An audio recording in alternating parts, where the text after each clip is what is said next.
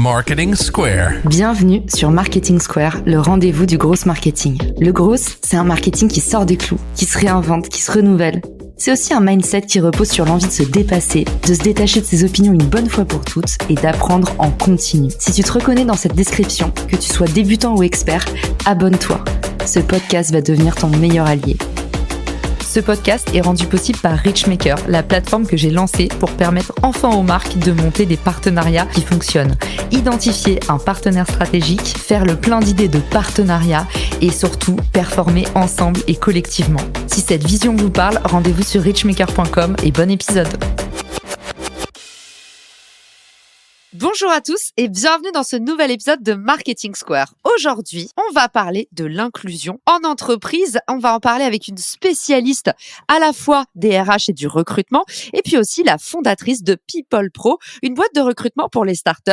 Vous l'avez peut-être vu passer sur LinkedIn. Salut Maude Grenier, bienvenue dans le podcast. Bonjour Caroline et merci de m'accueillir aujourd'hui. Avec grand plaisir, tu es ici comme à la maison et puis surtout, c'est un thème qu'on n'aborde pas assez, l'inclusion en entreprise. On a toujours l'impression avec l'inclusion, la diversité, que c'est des mots qui font chic sur le papier, mais on a toujours du mal à les mettre en couleur, en mouvement dans son entreprise. Et toi, Maude, tu es ici pour nous partager un petit peu ta méthode pour commencer à faire changer les choses dès demain. Exactement, ouais. Je vais te partager 5 actions facilement à mettre en place dans son entreprise. Pour commencer, Maude, pour ceux qui sont pas encore érudits en la matière, c'est quoi pour toi l'inclusion en entreprise ? Qu'est-ce qu'on met derrière ce terme ? En fait, il y a 2 termes qu'on confond beaucoup, c'est la diversité et l'inclusion. La diversité, en fait, est relative à la personne. Donc, c'est l'éventail, tu vois, de toutes les caractéristiques que l'on possède tous. Donc, tu as différentes diversités. Tu as la diversité fonctionnelle qui est liée à l'handicap, par exemple. Tu peux avoir la diversité culturelle, l'existence donc de différentes cultures, la diversité linguistique et la diversité de genre. Et l'inclusion, elle, est plutôt relative à la collectivité. C'est vraiment, tu vois, la création d'une culture qui promeut l'équité, qui célèbre, respecte et accepte la différence. Donc, par exemple, tu peux avoir une entreprise qui va promouvoir la diversité, mais ça ne veut pas dire qu'elle est inclusive. Et je vais juste te donner un petit exemple. Je ne sais pas si tu avais vu le film Les Figures de l'ombre. Tu vois, c'est des calculatrices afro-américaines qui avaient notamment participé à des programmes aéronautiques et spatiaux, tu vois, de la NASA. Et donc, la NASA, tu vois, c'est la promotion de la diversité, mais n'était pas inclusive parce que finalement, il y avait donc des toilettes pour les femmes noires et les femmes blanches. Donc, elle mettait pas en avant, en fait, un environnement de travail inclusif et positif pour ses collaborateurs. J'adore, tu nous as donné la petite image qui fait mouche. Moi, petit moyen mémotechnique pour me souvenir à chaque fois la différence entre diversité et inclusion. J'ai tendance à dire la diversité, c'est en fait tout le monde est représenté. Et l'inclusion, c'est faire en sorte que personne ne se sente seul. En fait, on est, comme dit Maude, un grand collectif, un grand tout. Donc, comment faire pour que, finalement, plus personne ne se sente seul dans le monde de l'entreprise, Maude, pour paraphraser ? Je vais te donner déjà quelques statistiques, tu vois, qui font un petit peu froid dans le dos. Faut que tu saches que aujourd'hui, seulement 28% des ingénieurs sont des femmes. 60% des femmes, notamment dans la tech, ont déjà fait l'expérience de harcèlement sexuel au travail. Donc, c'est vrai que, tu vois, c'est 2 chiffres qui font un peu peur. Et donc, pour te donner un petit peu 5 actions concrètes à mettre en place, déjà, le recrutement. C'est la base, en fait, de l'inclusivité et de la diversité dans une entreprise. C'est s'assurer que l'équipe recrutement source notamment divers profils et surtout écrivent des offres inclusives. Ça, c'est vraiment un point important. Donc, c'est un sujet qui fait énormément de débat sur l'écriture inclusive, mais l'écriture inclusive, c'est pas juste le point médian, mais ce sont des expressions invitées, comme par exemple, on recherche des personnes jeunes et dynamiques. Tu vois ce que je veux dire ? Ouais, très clair. Qu'est-ce qui va pas dans des personnes jeunes et dynamiques ? C'est le mot jeune ? C'est le mot jeune, exactement. En fait, tu peux avoir 50 ans et être dynamique, mettre jeune et dynamique, c'est-à-dire qu'on va rechercher que des personnes d'un certain âge, tu vois. Et donc, tu vas exclure une certaine partie de la population qui vont pas se représenter dans cette terminologie jeune. Ce qui va pas, c'est que, du coup, c'est un peu discrimination à l'emploi. Et puis, en plus, tu dis, c'est une association de ces 2 termes qui pourrait dénigrer. Du coup, on se doute, il y a personne qui va mettre une annonce en disant, on cherche des personnes vieilles et séniles.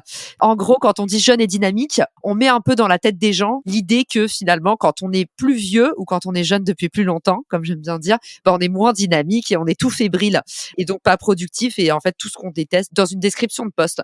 Ok, hyper clair, Maude. Merci d'avoir explicité pour pour nous. Du coup, première chose que tu nous dis, faire en sorte que le recrutement paraisse le plus inclusif possible, c'est-à-dire que tu crées un vivier de profils qui sont assez divers et dans ta communication, tu recommandes d'utiliser aussi l'écriture inclusive, en tout cas, faire bien relire pour être sûr qu'on va jamais dans les clichés, quoi. Exactement. Souvent, on met l'écriture inclusive avec le point médian, mais aussi c'est utiliser des termes neutres. Tu vois, au lieu de dire un recruteur ou une recruteuse, on peut dire par exemple les spécialistes de recrutement. Au lieu de dire une étudiante ou un étudiant, on peut dire les étudiants. Et donc, il y a plein de terminologies qu'on peut utiliser au quotidien, même en parler. Quand on parle, c'est pas juste l'écriture, mais d'essayer en tout cas d'inclure tout le monde dans sa parole ou dans son écriture. Très, très bon premier point. Qu'est-ce qu'on dirait pour l'étape 2? L'étape 2, écoute, c'est la formation des managers et sanctionner en fait les comportements qui ne sont pas en respect au niveau de l'inclusion et de la diversité. La partie diversité-inclusion, c'est pas une fois dans l'année. Tu vois, il faut vraiment sensibiliser les managers dans les comportements à faire et à autoriser. Et des fois, des expressions du quotidien que l'on peut avoir en tout cas un impact dans une personne. Par exemple, on a des terminologies un peu culturelles comme oh là là, sale pédé par exemple. Et si tu entends de la bouche de ton manager ce genre de terme et que toi-même en tant que LGBT, tu es dans le closet, tu vas pas te sentir bien en fait dans ton quotidien, dans ton équipe, et ça va créer en fait une sorte de mal-être au travail. Ouais, c'est clair. Alors moi, pour avoir bossé dans le transport routier notamment, je peux te dire que même des termes un peu plus innocents, qui sont pas des insultes, mais du genre ah les gonzesses, ce genre de trucs au travail, effectivement, ça crée un climat un peu bizarre et en même temps, on n'ose trop rien dire parce que le problème, c'est que qu'est-ce que tu veux dire et puis t'as pas envie de faire des histoires et t'as pas envie de faire des vagues et du coup, bah en général, tu baisses la tête et tu vis avec quoi. Tu sais, moi, c'est quand je suis arrivée dans une des startups, j'avais donc un tech qui avait dit, oh là là, mais hier soir, qu'est-ce que j'ai bien mis à ma femme, tu vois, en open space. C'est dur, hein, d'entendre ça. C'est des conversations qui sont difficiles. Mais en fait, en open space, tout le monde riait vert, personne ne dit rien, tout le monde était mal à l'aise. Et il y avait une sorte de climat, en fait, du non-dit. Et moi, quand j'ai entendu ça, ça fait tilt dans ma tête. Je dis, mais c'est pas possible, en fait, qu'on puisse parler à voix haute dans un environnement, en fait, tu vois, de professionnels et de travail. Et tu vois, avec le CEO, on a énormément travaillé sur la parole en tant que salarié, en tant que aussi manager, et que dans le monde professionnel, il y a quand même une limite à avoir en termes d'expression orale. Et en dehors, tu fais ce que tu veux de ta vie, mais aussi en entreprise, il y a des règles à respecter. Hyper clair. Du coup, toi, ce que tu recommandes pour la formation des managers, c'est quoi concrètement? Comment est-ce qu'on peut passer à l'action pour faire les choses mieux? C'est une charte de conduite? Est-ce qu'il y a des ressources pépites que tu peux nous partager, qui peuvent nous servir de trame ou de modèle? Comment est-ce que tu fonctionnes? Tu peux avoir une charte contre les gestes déplacés. C'est une charte facile à mettre en place que tu peux envoyer, tu vois, dès la promesse d'embauche aux salariés, que tu peux aussi partager lors de l'onboarding des premiers jours aussi aux salariés et expliquer, voilà, qu'il y a un code de conduite à avoir dans l'entreprise. Ça peut être aussi du coaching tous les mois, tu vois, comme je te dis, c'est pas une fois dans l'année, c'est vraiment un travail du quotidien d'aller en tout cas trouver des coachs spécialisés dans ces thématiques-là. Tu vois, en ce moment, il y a beaucoup aussi de transition de genre en entreprise. C'est comment tu gères ça, en fait. Comment les managers, comment les services RH gèrent ce genre de situation qui arrive. Et donc, c'est vraiment accompagné par des spécialistes dans la matière pour sensibiliser et pour avoir aussi des plans d'action concrets à mettre en place dans son équipe.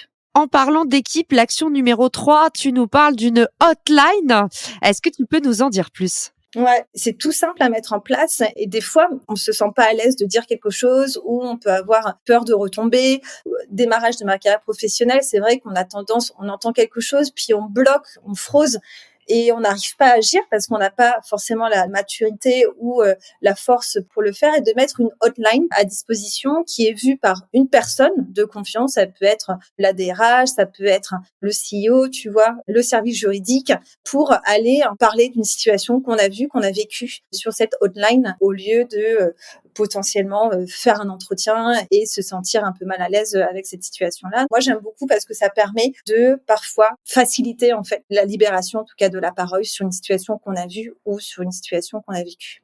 Quelle forme tu recommandes pour cette hotline? Ça peut être une hotline, vraiment un email, speak up at le nom de domaine de l'entreprise. C'est des choses qu'on voit beaucoup en start-up. Ça peut être une ligne téléphonique aussi. Ça va dépendre un petit peu du choix qu'on souhaite en tout cas amener à cette hotline et elle va aussi apparaître dans la charte.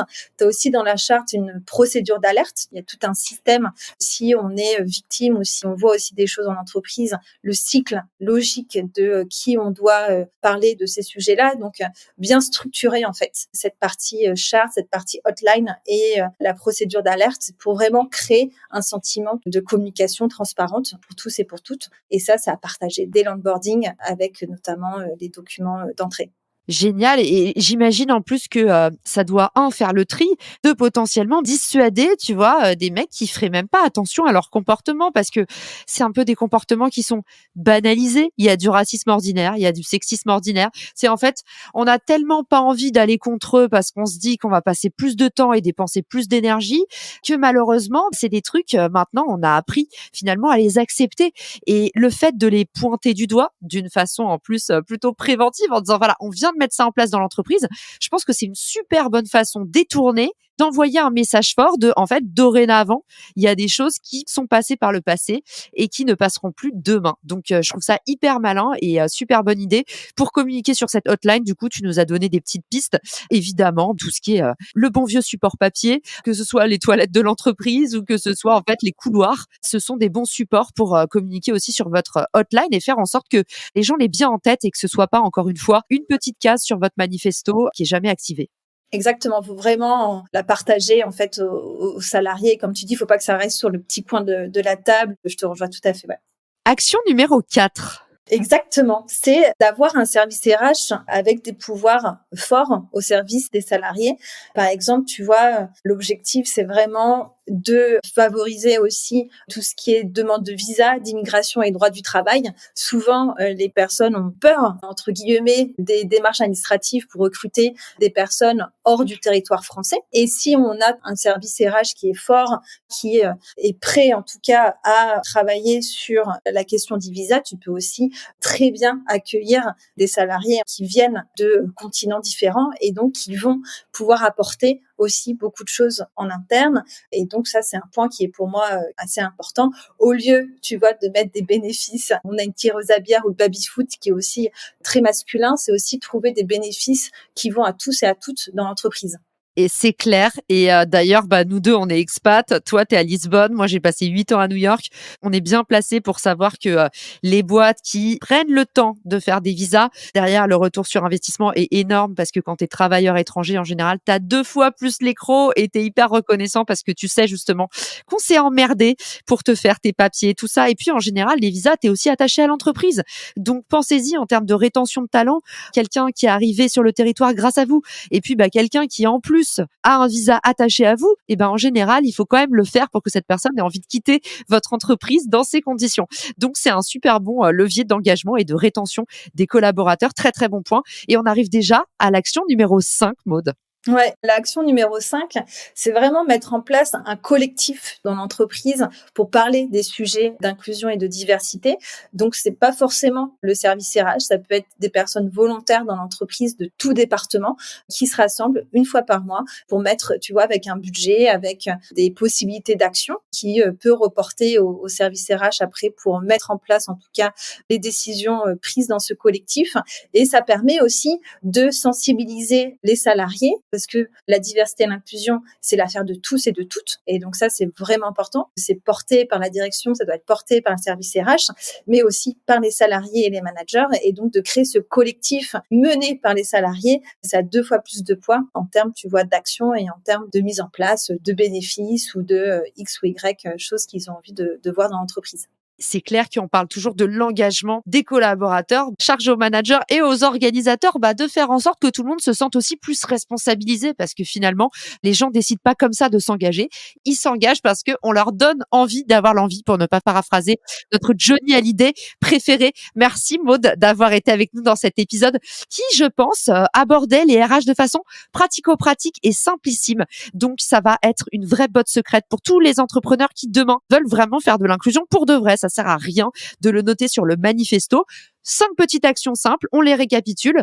1, ça commence avec le recrutement, nous rappelait Maud. Donc faites attention à avoir bien des offres inclusives et à privilégier des recrutements divers en termes de genre, d'ethnicité, de tout ce que vous voulez, mais faites en sorte que chacun se sente bien chez vous et savamment représenté aussi. Vous connaissez maintenant la distinction entre diversité et inclusion. C'est pas ou l'un ou l'autre, c'est pas diversité le lundi, inclusion le mardi. Il nous faut un savant mélange des deux. Deuxième action, la formation des managers. Maud qui nous dit en fait, c'est primordial de faire en sorte que eux-mêmes soient coachés et accompagnés parce que mine de rien, on le sait, manager en général, c'est pas un métier. On est arrivé là parce qu'on faisait bien son job et on se retrouve avec des équipes et on sait pas trop qu'est-ce qu'on doit développer comme compétences, comment faire pour ne mettre personne de côté tout en ne faisant pas de favoritisme. Manager, c'est un vrai métier et qui ne s'apprend pas. Donc c'est compliqué. Et troisième action, tu nous disais hotline anonyme, un peu le numéro vert de l'entreprise. Tu nous donnais le petit tips de faire en sorte en fait que ce numéro puisse protéger les salariés et on disait mais en fait c'est vachement malin parce que derrière c'est aussi hautement dissuasif, un peu comme le fait que dans tous les bars maintenant il y ait marqué en cas de harcèlement sexuel, en cas d'abus, appelez ce numéro ou allez dire tel mot au patron du bar. Le fait que ce soit placardé partout dans les toilettes, mine de rien, ça envoie le signal que on ne se laissera plus faire. Action numéro 4, embaucher des étrangers. Tu nous as dit s'élargir au visa, ouvrir ses frontières, ouvrir ses œillères. Et puis l'action numéro 5, tu nous as dit, il faut que le changement il soit porté aussi par les salariés, donc organiser des comités de salariés. Maud, c'était un épisode hyper dense. Félicitations pour ta concision et dis-nous vite où est-ce qu'on peut te retrouver pour t'envoyer des messages de remerciements, en savoir plus sur ton activité chez People Pro ou pour tous les gens qui sont de passage à Lisbonne et qui veulent venir rencontrer la personne la plus sympathique de la ville. Écoute, sur LinkedIn, c'est là où je suis, donc n'hésitez pas à me rajouter et au plaisir de se connecter ensemble.